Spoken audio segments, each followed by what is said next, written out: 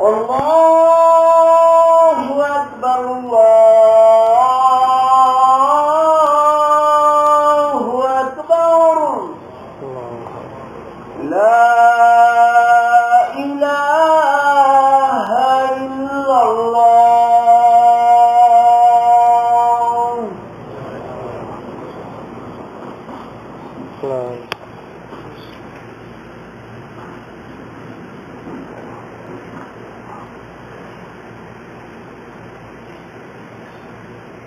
محمد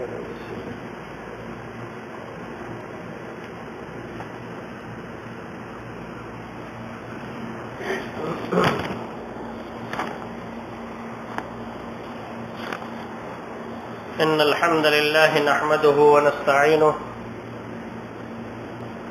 ونعوذ بالله من شرور أنفسنا ومن سيئات أعمالنا من يهده الله فلا مضل له ومن يضلل فلا هادي له وأشهد أن لا إله إلا الله وحده لا شريك له وأشهد أن محمدا عبده ورسوله. يا أيها الذين آمنوا اتقوا الله حق تقاته ولا تموتن إلا وأنتم مسلمون. يا أيها الناس اتقوا ربكم الذي خلقكم من نفس واحدة وخلق منها زوجها وبث منهما رجالا كثيرا ونساء واتقوا الله الذي تساءلون به والأرحام إن الله كان عليكم رقيبا. يا أيها الذين آمنوا اتقوا الله وقولوا قولا سديدا يصلح لكم أعمالكم ويغفر لكم ذنوبكم ومن يطع الله ورسوله فقد فاز فوزا عظيما. أما بعد فإن خير الحديث كتاب الله وخير الهدي هدي محمد صلى الله عليه وسلم وشر الأمور محدثاتها وكل محدثة بدعة وكل بدعة ضلالة وكل ضلالة في النار. فأعوذ بالله من الشيطان الرجيم. إن عدة الشهور عند الله 12 شهرا إن عدة الشهور عند الله 12 شهرا في كتاب الله يوم خلق السماوات والأرض منها 4 حرم ذلك الدين القيم فلا تظلموا فيهن أنفسكم. وقال الرسول صلى الله عليه وسلم السنة 12 شهرا منها 4 حرم 3 متواليات ذو القعدة وذو الحجة ومحرم ورجب مضر الذي بين جمادى وشعبان. رب اشرح لي صدري ويسر لي أمري واحلل عقدة من لساني يفقهوا قولي. سبحانك لا علم لنا إلا ما علمتنا إنك أنت العليم الحكيم. اوصیکم ونفسی بتقوی اللہ والسمع والطاعة. اسلامی بھائیو عزیزوں اور دوستو، میں سب سے پہلے خود کو اور پھر آپ سب کو تقوی اختیار کرنے کی نصیحت اور وصیت کرتا ہوں.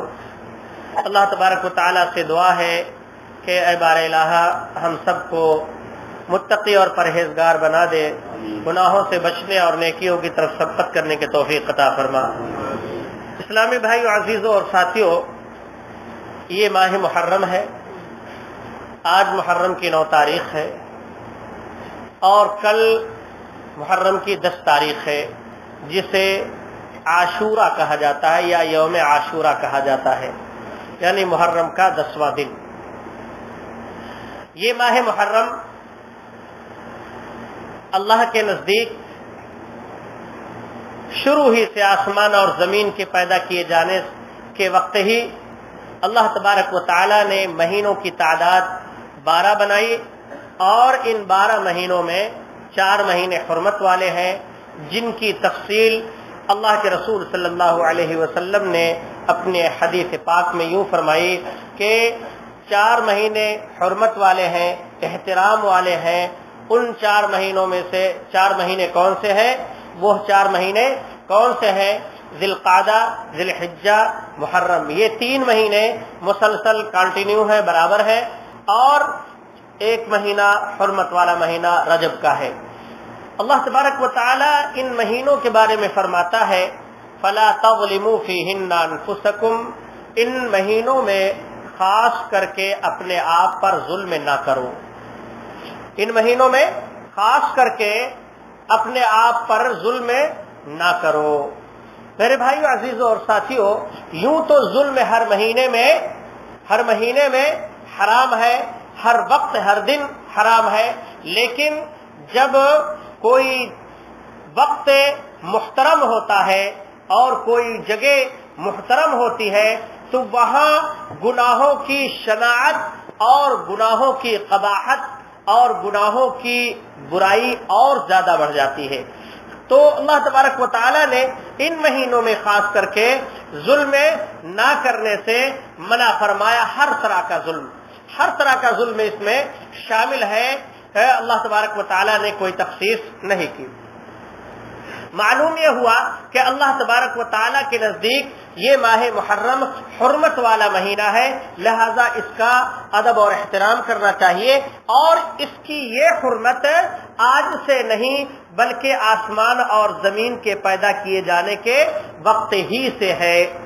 اسی طرح سے اللہ کے رسول صلی اللہ علیہ وسلم نے اس مہینے کی فضیلت یوں بیان فرمائی کہ اللہ تبارک و تعالی کی طرف اس مہینے کو منسوب فرمایا، اور یہ بھی بیان فرمایا اللہ کے رسول صلی اللہ علیہ وسلم نے کہ فرض روزوں کے بعد، رمضان کے روزوں کے بعد سب سے افضل روزہ ماہ محرم کا روزہ ہے، جیسا کہ ابو ہریرہ رضی اللہ تعالی عنہ روایت کرتے ہیں۔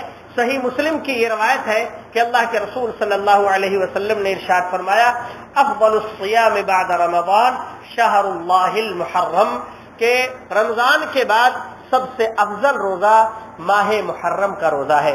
ماہ محرم میں روزے کی تخصیص نہیں ہے، اس حدیث کے اندر جتنے روزے آدمی رکھ سکے رکھ لے، اس کی کوئی قید نہیں ہے، لیکن فرض روزوں کے بعد سب سے افضل روزہ ماہ محرم کا روزہ ہے، تو اس لیے اس مہینے کی حرمت اور بھی بڑھ جاتی ہے، اور اس مہینے کی نسبت اللہ کے رسول صلی اللہ علیہ وسلم نے اللہ کی طرف کیا ہے۔ تمام مہینے اللہ کے ہیں، 12 مہینے اللہ کے ہیں، رمضان بھی اللہ کا ہے، شوال بھی اللہ کا ہے، لیکن اس مہینے کی نسبت اللہ کے رسول صلی اللہ علیہ وسلم نے اللہ کی طرف کی، شہر اللہ المحرم۔ اسی طرح سے میرے بھائیو عزیزوں اور ساتھیوں، اس مہینے کی ایک خصوصیت، اور بالخصوص عاشورہ کی 10ویں تاریخ کی ایک خصوصیت یہ ہے کہ اللہ تبارک و تعالی نے اس دن موسیٰ علیہ السلام کو، بنی اسرائیل کو فرعون اور اس کے لاؤ لشکر سے محفوظ فرمایا، نجات عطا فرمائی، جیسا کہ حضرت عبداللہ ابن عباس رضی اللہ تعالی عنہ کی روایت ہے۔ وہ فرماتے ہیں کہ جب اللہ کے رسول صلی اللہ علیہ وسلم مدینہ تشریف لے آئے ہجرت کر کے، فرأى اليہود، تو یہودیوں کو دیکھا کہ وہ لوگ جو ہے یہودیوں کو دیکھا کہ وہ لوگ جو ہے 10ویں تاریخ کی تعظیم کرتے ہیں اور اس دن روزہ رکھتے ہیں۔ تو اللہ کے رسول صلی اللہ علیہ وسلم نے ان سے پوچھا کہ کیا بات ہے کہ تم لوگ روزہ رکھتے ہو؟ تو انہوں نے کہا ھذا یوم صالح، ھذا یوم نجى اللہ بنی اسرائیل من عدوهم فصامه موسیٰ، کہ یہ وہ دن ہے جو بڑا اچھا دن ہے، اس دن اللہ تبارک و تعالی نے بنی اسرائیل کو ان کے دشمن فرعون سے نجات عطا فرمائی۔ اور ایک دوسری روایت میں ہے کہ اللہ تبارک و تعالی نے موسیٰ علیہ السلام کو اور بنی اسرائیل کو فرعون سے نجات عطا فرمائی اور فرعون کو غرق کر دیا۔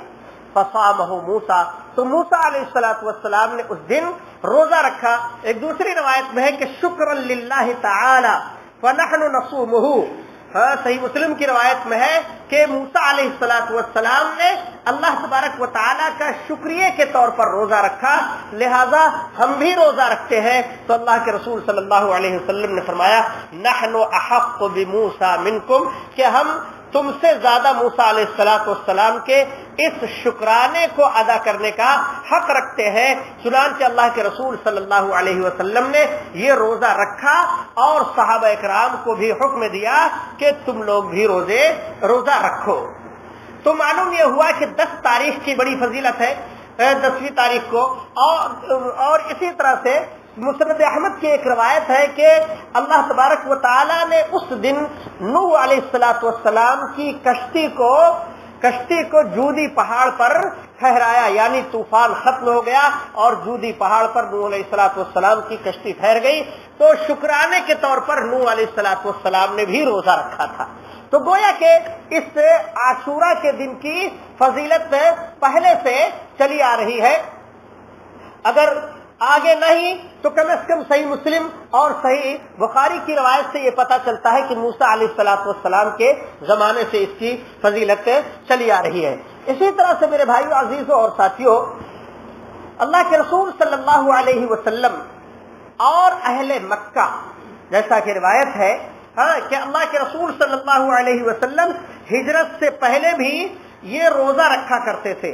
10ویں تاریخ کا روزہ ہجرت سے پہلے بھی اللہ کے رسول صلی اللہ علیہ وسلم رکھا کرتے تھے، اور زمانے جاہلیت کے لوگ کفار مکہ وغیرہ بھی رکھا کرتے تھے۔ ہو سکتا ہے کہ انہوں نے اہل کتاب سے اس چیز کو سیکھا ہو، یا اس سے پہلے ابراہیم علیہ السلام کے زمانے سے کوئی چیز چلی آ رہی ہو، لیکن بہرحال صحیح روایت ہے کہ اللہ کے رسول صلی اللہ علیہ وسلم یہ روزہ ہجرت سے پہلے بھی مکہ میں رکھا کرتے تھے، یہ روزہ رکھا کرتے تھے۔ تو گویا کہ اس کی فضیلت اور پہلے سے بھی ہے۔ اسی طرح سے ایک حدیث ہے، صحیح روایت ہے اور صحیح بخاری کی روایت ہے کہ اللہ کے رسول صلی اللہ علیہ وسلم کے بارے میں حضرت عبداللہ ابن عباس رضی اللہ تعالی عنہما بیان فرماتے ہیں کہ ما رأیت النبی صلی اللہ علیہ وسلم یتحرى صیام یوم فضلہ علی غیرہ الا هذا اليوم یوم عاشوراء وهذا الشهر یعنی شہر رمضان، رواہ البخاری۔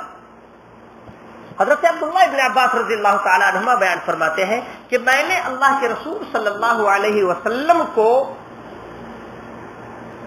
اس دن کے روزے کو تلاش کرتے ہوئے پایا، یعنی جو روزے فضیلت والے ہیں ان روزوں میں سے سب سے زیادہ رمضان المبارک کے روزوں کا اہتمام کرتے ہوئے پایا، اور اسی طرح سے عاشورہ یعنی 10ویں تاریخ 10ویں محرم کے روزے کا اہتمام کرتے ہوئے میں نے پایا، اور اللہ کے رسول صلی اللہ علیہ وسلم اسے تلاش کرتے تھے، یعنی اس کا اہتمام کرتے تھے، چاند دیکھتے تھے اور پتہ لگاتے تھے کہ آج کون سی تاریخ ہے، کس دن عاشورہ پڑ رہا ہے۔ اس طرح سے میں نے اللہ کے رسول صلی اللہ علیہ وسلم کو ایسا کرتے ہوئے دیکھا۔ میرے بھائیو، اس ایک روزے کا ثواب کیا ہے؟ اللہ کے رسول صلی اللہ علیہ وسلم کی ایک حدیث ہے، صحیح بخاری، غالباً صحیح بخاری یا صحیح مسلم کی روایت ہے کہ اللہ کے رسول صلی اللہ علیہ وسلم نے ارشاد فرمایا، احتسب من اللہ ان یکفر، پوچھا گیا نبی صلی اللہ علیہ وسلم سے، سئل عن صیام یوم عاشوراء فقال احتسب من اللہ ان یکفر السنة التي قبلہ، کہ میں اللہ تبارک و تعالیٰ سے امید رکھتا ہوں کہ اس ایک روزے کے بدلے اللہ تبارک و تعالیٰ پچھلے 1 سال کے گناہوں کو معاف فرما دے گا۔ تو میرے بھائیو عزیزوں اور ساتھیوں، کل 10ویں محرم ہے، محرم کی 10 تاریخ ہے۔ اس دن کی فضیلت کیا ہے؟ اور ساری فضیلتیں ہیں۔ موسیٰ علیہ السلام نے رکھا، نبی صلی اللہ علیہ وسلم نے روزہ رکھا، صحابہ اکرام نے روزہ رکھا، اور سلف صالحین یہ روزہ رکھتے چلے آ رہے ہیں۔ اس کا ثواب کیا ہے؟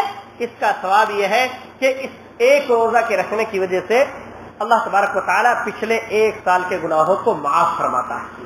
تو میرے بھائی عزیزوں اور ساتھیوں، ہمیں چاہیے کہ ہم سب گنہگار ہیں، قصوروار ہیں، خطا کار ہیں، ہم سے گناہ ہوتے رہتے، چلتے پھرتے گناہ ہوتے رہتے ہیں، اور تمام اوقات میں رات و دن، جیسا کہ اللہ تعالیٰ نے فرمایا کہ ہم سے گناہ ہوتے رہتے ہیں۔ تو ہم اس طرح کے مواقع سے فائدہ اٹھائیں اور ان اعمال کے ذریعے سے، نیک اعمال کے ذریعے سے اپنے گناہوں کو اللہ تبارک و تعالیٰ سے معاف کروائیں اور اپنے گناہوں کا کفارہ بنائیں۔ ایک چیز اور یہاں پر خیال کرنے کی ہے وہ یہ ہے کہ جب صحابہ اکرام کو اللہ تبارک و اللہ کے رسول صلی اللہ علیہ وسلم نے روزہ رکھنے کا حکم دیا اور مدینے کے یہودیوں کو دیکھا کہ اس دن جو ہے وہ لوگ روزہ رکھتے ہیں، اس دن کی تعظیم کرتے ہیں، اس دن وہ خوشی مناتے ہیں، تو صحابہ اکرام نے اللہ کے رسول صلی اللہ علیہ وسلم سے عرض کیا کہ اللہ کے رسول صلی اللہ علیہ وسلم ھذا یوم تعظمہ الیہود، کہ یہ وہ دن ہے جس کی تعظیم یہودی کرتے ہیں۔ تو اللہ کے رسول صلی اللہ علیہ وسلم نے ان کی مخالفت کا حکم دیا اور فرمایا لئن بقیت الی قابل لاصومن التاسع۔ صحیح بخاری وغیرہ کی روایت ہے کہ اللہ کے رسول صلی اللہ علیہ وسلم نے ارشاد فرمایا کہ اگر اگلے سال میں زندہ رہا، اگر باقی رہا میں اگلے سال تک، تو میں 9 محرم کو، 9 محرم کو یا 9 محرم کو بھی میں روزہ رکھوں گا۔ گویا کہ 10 تو ثابت ہے اور ایک روزہ اس سے پہلے بھی رکھوں گا تاکہ ہمارے روزوں میں اور یہودیوں اور اہل کتاب کے روزے میں فرق ہو جائے۔ دیکھیے اللہ کے رسول صلی اللہ علیہ وسلم نے کسی طرح سے بھی غیر قوموں کی مشابہت اختیار کرنے کی اجازت نہیں دی، یہاں تک کہ عبادت میں بھی اجازت نہیں دی۔ اور آپ صلی اللہ علیہ وسلم نے فرمایا کہ میں اگر اگلے سال زندہ رہا تو میں 9 تاریخ کو بھی روزہ رکھوں گا۔ لہذا مسنون اور بہتر اور افضل یہ ہے کہ 9 10 کو روزہ رکھے، لیکن اگر 9 کو کوئی نہیں رکھ سکا، فوت ہو گیا، جیسے کہ یہ موضوع جو ہے پچھلے جمعہ ہی کو بیان کرنا تھا، اس کچھ اشارہ کر دیتے تو آج لوگ روزہ رکھتے، لیکن ہو سکتا ہے کہ بہت سارے لوگ روزہ ہو، لیکن اگر کسی سے فوت ہو گیا، نہیں رکھ سکا کسی وجہ سے، تو 10 کو روزہ رکھے اور چاہے تو 11 کو بھی رکھ لے۔ بعض اہل علم نے کہا کہ 11 کو رکھ لیں گے تب بھی یہودیوں کی مخالفت ہو جائے گی کہ ایک روزہ نہیں رکھا ہے بلکہ کیا ہے، 2 روزہ رکھا ہے۔ تو ہمیں چاہیے کہ ہم اس روزے کا اہتمام کریں۔ یہ ہے ماہ محرم کی میرے بھائیو عزیزوں اور ساتھیوں قرآن و حدیث کی روشنی میں اس مہینے کی یا اس کیا کہتے ہیں ماہ محرم کی فضیلت ہے۔ رہا مسئلہ یہ کہ اس ماہ مبارک کو ایک مخصوص طبقے نے مسلمانوں کی طرف، اسلام کی طرف ایک منسوب فرقے نے اس ماہ محرم کو ایک دوسرا رنگ دے دیا ہے جو رنگ اسلامی رنگ نہیں ہے۔ غور کیجئے گا میرے الفاظ پر۔ اس ماہ محرم کو اس مخصوص فرقے نے دوسرا رنگ دے دیا ہے جو اسلامی اور شرعی رنگ نہیں ہے۔ اللہ رسول صلی اللہ علیہ وسلم نے اس کے بارے میں یا اس کے بارے میں وہ باتیں نہیں بتائی، وہ اعمال کرنے کا حکم نہیں دیا۔ آج جو اعمال، جو بدعات، جو رسم و رواج اور جو خرافات یہ قوم کرتی ہے۔ میرے بھائیو عزیزوں اور ساتھیوں، 10ویں محرم کی فضیلت آپ سب لوگوں نے سماعت فرمائی۔ اتفاقیہ طور پر نواسہ رسول حضرت حسین رضی اللہ تعالی عنہ وارضاہ کی شہادت کا واقعہ اس دن پیش آ گیا، اور یہ شہادت کا واقعہ کب پیش آیا ہے؟ کیا اللہ کے رسول صلی اللہ علیہ وسلم کے زمانے میں؟ نہیں، صحابہ اکرام کے زمانے میں۔ حضرت علی رضی اللہ تعالی عنہ کی شہادت کے بعد حسن رضی اللہ تعالی عنہ تھوڑی مدت کے لیے، غالباً 6-7 مہینے کے لیے خلیفہ بنائے گئے۔ انہوں نے اپنی یہ خلافت امیر المؤمنین حضرت امیر معاویہ رضی اللہ تعالی عنہ و ارضاہ کے سپرد کر دی، ان کے حق میں تنازل کر لیا کہ آپ یہ خلافت سنبھالیں۔ حضرت امیر معاویہ رضی اللہ تعالی عنہ کو کس نے خلافت دی تھی؟ کس نے یہ خلافت سونپی تھی؟ حضرت حسن رضی اللہ تعالی عنہ نے۔ اور اس موقع سے اللہ کے رسول صلی اللہ علیہ وسلم کی وہ حدیث سچ ثابت ہوئی کہ اللہ کے رسول صلی اللہ علیہ وسلم نے فرمایا تھا کہ میرا یہ بیٹا، حضرت حسن رضی اللہ تعالی عنہ کی طرف اشارہ کر کے فرمایا تھا کہ میرا یہ بیٹا یا میرے اس بیٹے کے ذریعے سے اللہ تبارک و تعالی مسلمانوں کی 2 بڑی جماعتوں میں صلح کرا دے گا۔ سبحان اللہ. حضرت امیر معاویہ رضی اللہ تعالی عنہ اور حضرت علی رضی اللہ تعالی عنہ اور ان کے ساتھ جو لوگ تھے، ان کے درمیان آپ سب لوگوں کو معلوم ہے اختلاف پیدا ہو گیا تھا.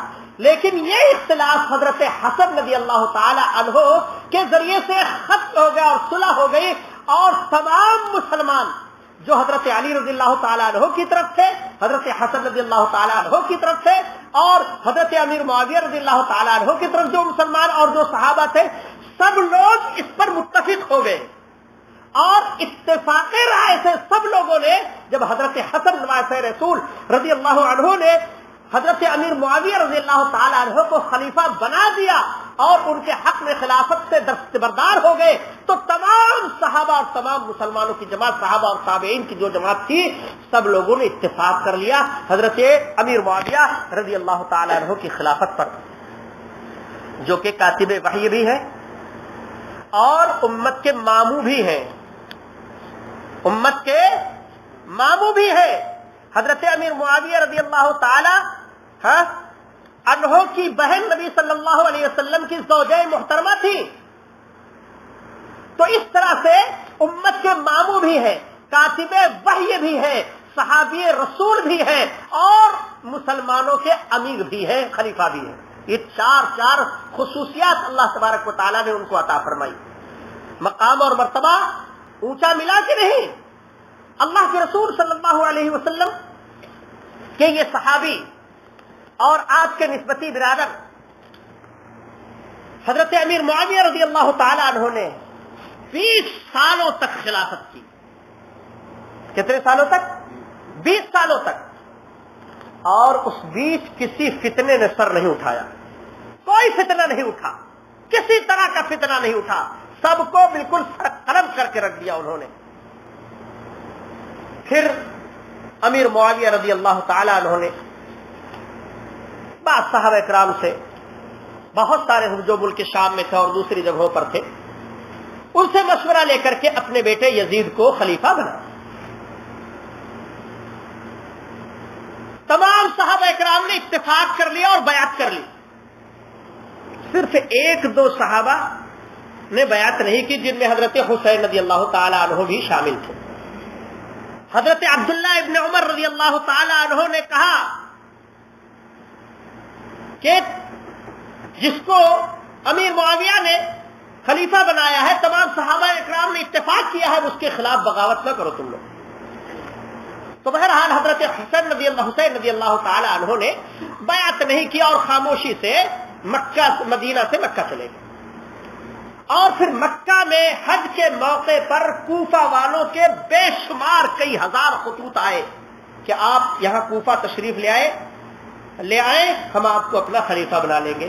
بہت سارے صحابہ کرام نے، ابو ہریرہ رضی اللہ تعالیٰ عنہ، حضرت عبداللہ ابن عمر اور بہت سارے صحابہ کرام نے حضرت حسین رضی اللہ تعالیٰ عنہ کو وہاں جانے سے روکا. لیکن بہرحال وہ نہیں مانے، ان کو نہیں سمجھ میں آیا تو نہیں رکیا اور چلے گئے. بہرحال اور جو واقعہ پیش آیا آپ سب لوگ جانتے ہیں کہ 10 تاریخ کو میدان کربلا میں یہ واقعہ پیش آ گیا. اس واقعے کے پیش آنے سے پہلے حضرت حسین رضی اللہ تعالی عنہ نے سمجھ لیا کہ ان کوفہ والوں نے ہمیں دھوکہ دیا. اور کیجئے گا.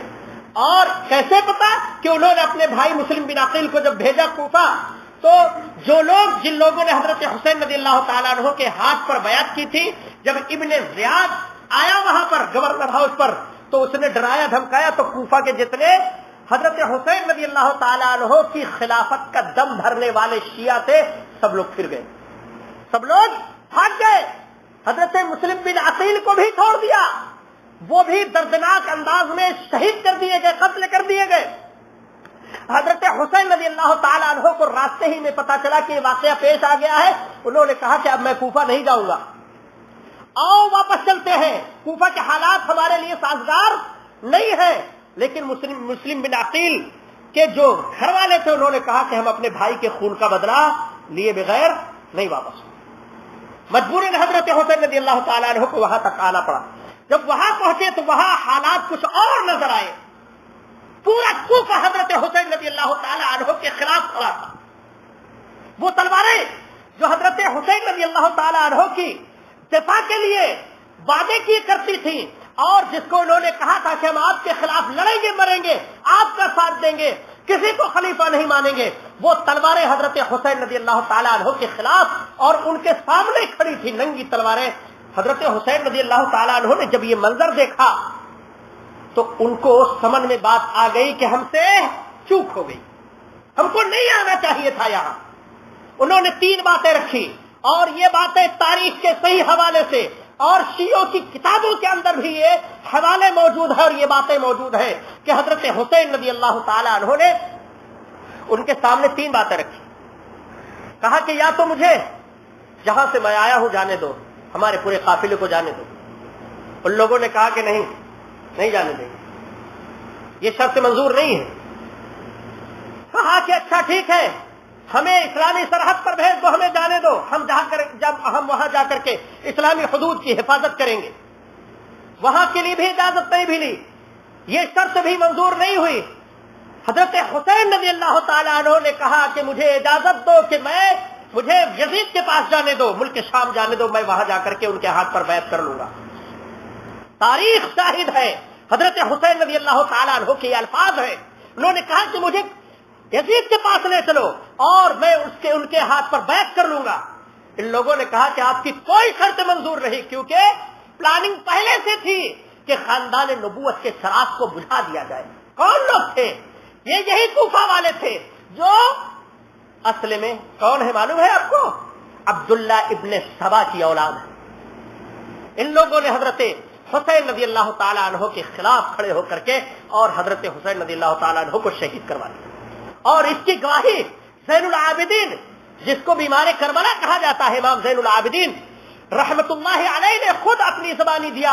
ان کا گزر کوفہ سے ہوا، کہا اما جان یہ کوفہ والے رو کیوں رہے ہیں؟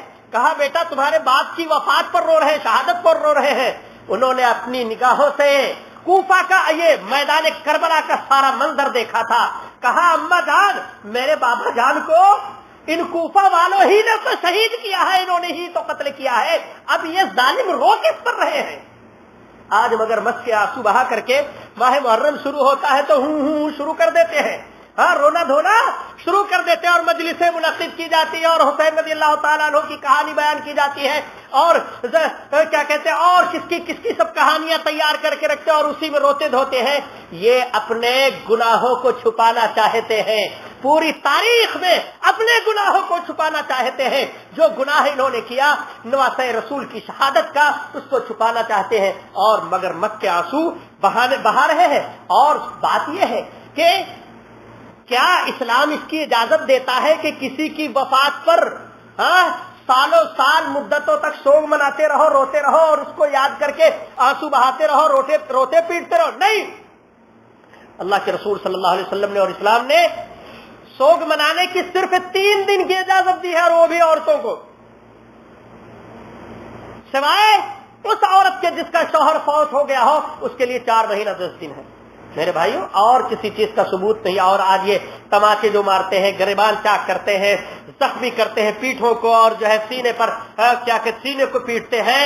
اللہ کے رسول صلی اللہ علیہ وسلم نے فرمایا کہ یہ زمانے جاہلیت کے اعمال ہے، جس نے یہ سب اعمال کیے اس کا تعلق ہم سے نہیں ہے۔ لیس منا من شق الجیوب ولطم الخدود، کہ ہم میں سے وہ نہیں ہے جو گریبان چاک کرے کسی مصیبت کے موقع پر، یا اسی طرح سے چہرے پر تماچے مارے، وہ ہم میں سے نہیں۔ اللہ کے رسول صلی اللہ علیہ وسلم نے ان کے بارے میں بہت پہلے فرما دیا تھا یہ ہم میں سے نہیں ہے، ان کا تعلق اہل بیت سے نہیں ہے۔ اہل بیت کی محبت کا صرف ڈھونگ رچتے ہیں، اصل میں اہل بیت کے صحیح دشمن، اصلی دشمن یہی ہے اللہ تبارک و تعالی ہم اہل سنت والجماعت کو جاگنے کی اور ان کے حقائق سے آگاہ ہونے کی توفیق عطا فرمائے۔ بڑی سیاہ تاریخ ہے میرے بھائیوں ان لوگوں کی، جتنا انہوں نے نقصان پہنچایا ہے اسلام کو اور مسلمانوں کو، اتنا کسی نے نقصان نہیں پہنچایا ہے، اور آج بھی مختلف انداز سے یہ پہنچانے کی کوشش کرتے ہیں۔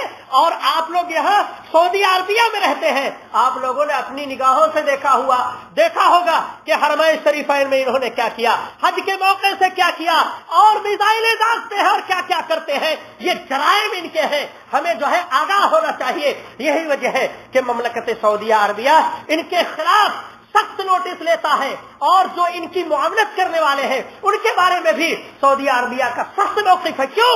اس لیے کہ ان کے عزائم بہت برے ہیں۔ یہ حرمین شریفین پر قبضہ کرنا چاہتے ہیں، یہ ظالم یہ چاہتے ہیں کہ صحابہ کرام ان کی حکومت یہاں پر ہو جائے، تو حضرت ابو بکر، عمر اور عائشہ اور حفصہ اور وغیرہ کو ان کی قبروں سے نعوذ باللہ نکال کر کے ان کو جلانا اور ان کو رجم کرنا چاہتے ہیں۔ نعوذ باللہ، ان کے یہ ناپاک ارادے ہیں۔ ہمیں ان کی ان ساری نکالی ہوئی بدعتوں اور رسم و رواج کے پیچھے دوڑنا نہیں چاہیے۔ ہم اہل سنت والجماعت کہنے والے بھی ماہ محرم شروع ہوتے ہی بہت ساری راگیں الاپنا شروع کر دیتے ہیں، مسجدوں، منبر و محراب کو، جب سے جلوس کو یہ اپنانا شروع کرتے ہیں، اور ان کی وجہ سے ان سے متاثر ہو کر کے حضرت امیر معاویہ رضی اللہ تعالیٰ عنہ کو سب و شتم اور طعن و تشریح کرتے ہیں، کیونکہ حضرت امیر معاویہ رضی اللہ تعالیٰ عنہ نے اپنے بیٹے یزید کو خلیفہ بنایا تھا۔